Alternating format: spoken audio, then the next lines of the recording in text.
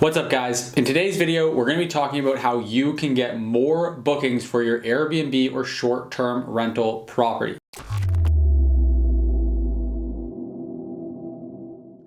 Now, this is not going to be a comprehensive video on how to optimize your listing. I have other videos on that exact topic on this channel, so feel free to go back and watch those if that's what you're looking for. In this video, I'm specifically going to share with you some tips and tricks and things to absolutely make sure of to optimize your property to get more bookings right now. The reason I'm putting this video together right now is because I've seen a lot of people struggling lately. A lot of people that are not getting bookings, their calendars are very barren, very empty. And so I want to share some things that I've done recently that have helped to generate more bookings and start filling up some of those gaps in my calendar. So first off, let's start with the obvious stuff. I do want to cover it at a very basic level, but like I said, I will dive into it more detail in other videos on this channel if that's what you're looking for. So first and foremost, make sure that your listing is optimized with really great photos, a really great headline, and really great listing description. Make sure all your photos have captions, things like that.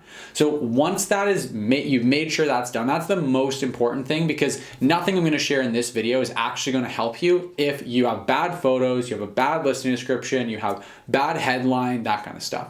Once those things are dialed in, the next thing you want to look at is your pricing. And pricing, there's a whole lot of aspects to it. So let's break it down. First off, you've got your cleaning fee. You've also got your nightly rate. And then another thing that gets factored into pricing is your length of stay allowances. So we're going to touch on that.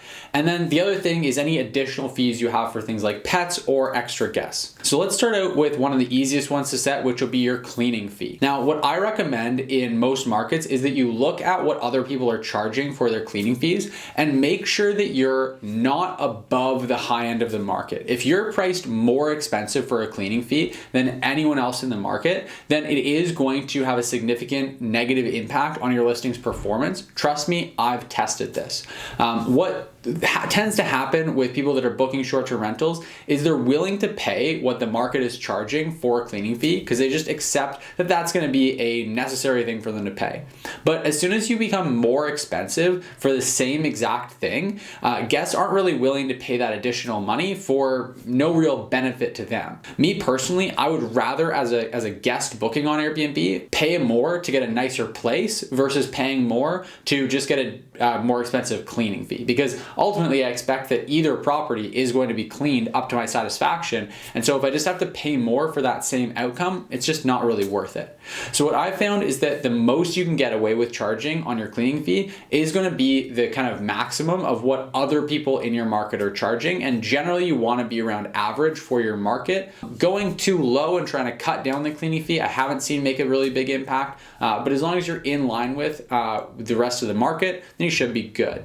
So that's a pretty straightforward and simple fee to set. Now let's talk about the other added fees to your listing. So these are typically going to be extra guest fees or pet fees. And my quick and easy advice is just don't charge them. Added fees are going to distract people from being honest with you. They're going to dissuade people from just honestly telling you how many guests are going to be at the property or telling you if they're bringing pets. So it's likely going to cause more harm than good. And it's going to deter people from booking your listing. So if you just add this extra fee where they don't get a nicer place, they don't get more value, you're risking just not really being competitive from a value perspective with other properties in the market. So I recommend just keeping them out, making sure that if you are going to be allowing pets, you just build that into your pricing and build that into your own expectations that there is going to be some additional cleaning.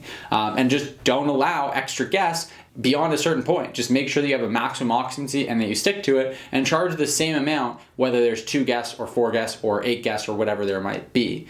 You can certainly give discounts sometimes if you're trying to fill gaps with smaller groups of people and discount the property accordingly, but you shouldn't really need to do that if you're in high season. And so there's no real reason to add extra fees for more guests. Just charge a one-time price for the listing overall. So those are the added fees. Now what about the main way that you're going to be pricing your property, which is through your actual nightly rate? Well, first off, you need to make sure that you have a data-driven pricing strategy so that you know where your prices should be set at any given time of the year. The biggest mistake that I see people making is a set it and forget it pricing strategy where they just set their prices one time and honestly they almost always have the same exact price on weekdays as they do on weekends, which is equally crazy because there's so much more demand for the property on weekends than weekdays.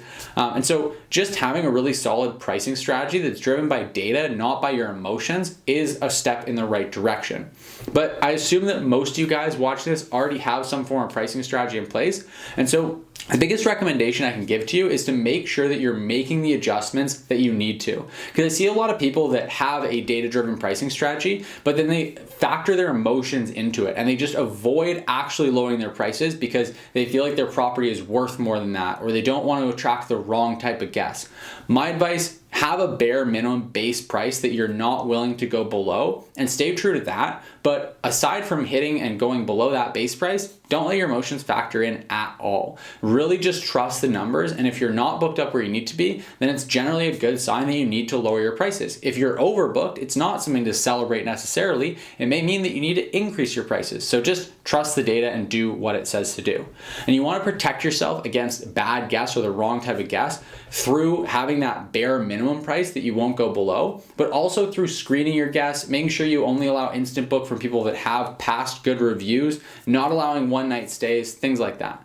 Now, the other thing that I find really factors into this that I've noticed made a big difference on my listings when I just adjusted it recently is changing your minimum stay allowance on your property. And so just changing up the minimum nights that you allow someone to stay opens your property up to a much greater pool of potential demand than if you have a longer length of stay. So for example, on one of my properties, I recently switched from a 3-night minimum stay down to a 2-night minimum stay. Now, I generally don't recommend going any lower than 2. I never recommend allowing 1-night stays just because they are going to attract a lot of the issues that you're going to encounter as a host and all of those bad guests.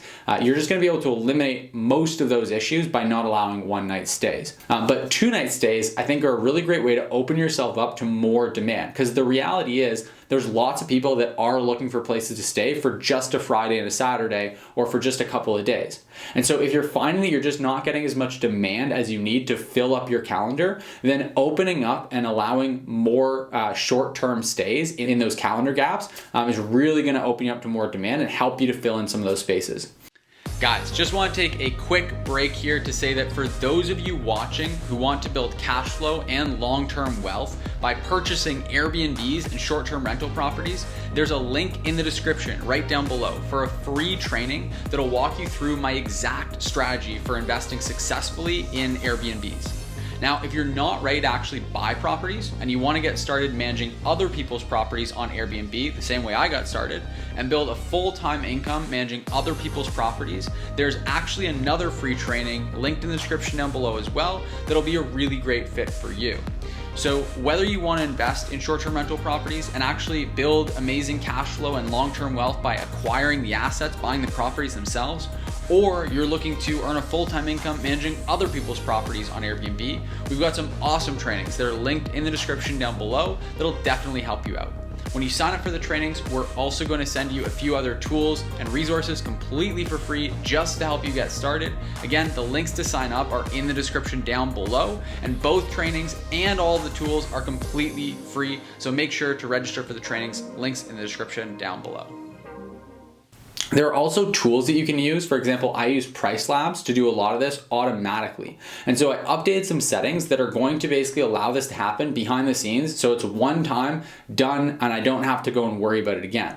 So for example, the way I actually set it up is to allow 2-night stays if I have vacancies within the next 60 days. Because for my larger property that I was doing this optimization on, most of the bookings should come more than 45 days in advance. And so generally speaking, if I'm not booked up this month, in the next 30 days or the next 60 days, and I'm not where I want to be, then I want to start filling in some of those gaps. And so I allow those 2-night stays for people that are booking relatively near term. Whereas if they're booking further out in advance, I do actually want to optimize for those 3-day, sometimes even 4-day stays or longer. And so I can adjust my settings so it's dynamically updating the minimum night stay based on how far out into the future I'm looking to make those bookings for.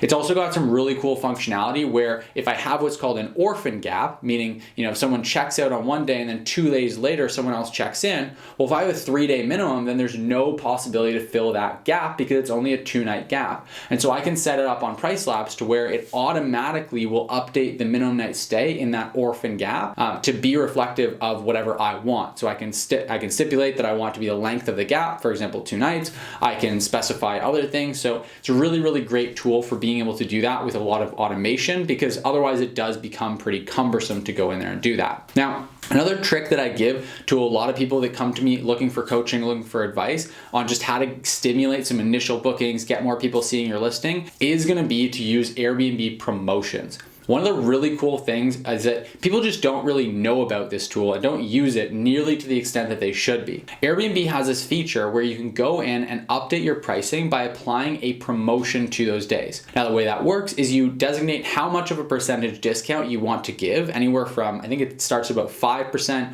up to, I think you can go as high as probably 50 or 60%. And based on the amount of discount you give, you get different perks. For example, at 10% a discount, several perks kick in. At 20%, you get access to all the perks that Airbnb has to offer from these promotions. And these perks are going to drive more people to your listing. They include things like strike-through pricing on your listing, a special call-out badge that your listing is on discount. And even if you go as far as discounting 20%, it'll give you it'll place your property in emails out to guests that are looking for properties to stay at in that particular area where your property is located. So in my experience, this typically will drive hundreds of views, if not thousands, to your listing and will generate bookings. Now, the icing on top of the cake is that the percentage discount obviously can't be based off of what you have set your pricing at, right? Because then who wouldn't just jack their price up only to discount it and get all those cool perks without actually discounting the price of their property at all? Right? And so in order to solve this problem, Airbnb discounts based off of what they perceive your listing should be priced at.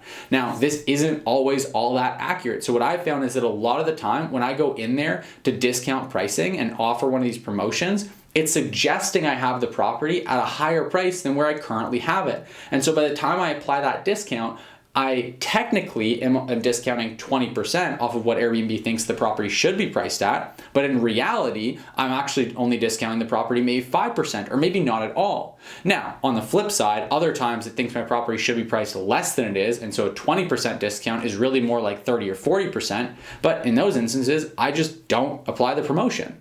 So it's really cool to be able to go in there and you can actually see exactly what the promotional price will be, and you can see if it's in line with where you're already priced at, then why not have the exact same price or a slight reduction in price for all these really cool perks and benefits? That's a really great way to drive additional traffic to your listing and get people booking your place. So hopefully these tips have been helpful for you. If you have any other questions, thoughts, comments, any other strategy you use, let me know in the comment section down below. If you liked this video, if it was helpful, if you're gonna apply any of these tools at all, let me know by hitting that like button, giving this video a thumbs up. It also helps me get these videos in front of more people, so I really, really appreciate the support. And last but not least, if you're new to the channel or you're not yet subscribed and you're one of the many people that view these videos every week when I post them, but are not yet subscribed to the channel, then make sure you take a second to hit that subscribe button, because I post 2 new videos up every single week. And I wanna make sure that you stay up to date and get the latest on how to improve your performance with Airbnb and how to make money managing other people's properties or investing in short-term rental properties. So with all that being said, thanks so much for watching. I'll see you in the next video.